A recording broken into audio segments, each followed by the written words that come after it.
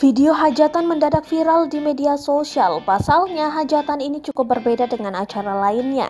Para tamu undangan memberikan sumbangan hajatan sambil salaman dan dimasukkan di dalam kardus. Video tersebut diunggah akun Instagram @viralias Senin 13 Desember 2021. Pada keterangan unggahan dituliskan Alhamdulillah. Terlihat dalam video, puluhan warga memberikan sumbangan ke tuan rumah didampingi keluarganya. Mereka duduk di pekarangan rumah sambil memegang kardus. Satu persatu warga menyalami sang tuan rumah. Warga juga langsung memberikan uang tanpa amplop. Setelah salaman dengan uangnya pun ditaruh dalam kardus.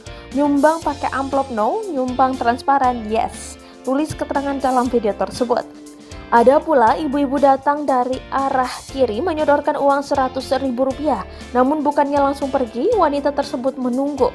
Ternyata yang ditunggunya adalah kembalian. Tak diketahui jelas di mana lokasi kejadian tersebut.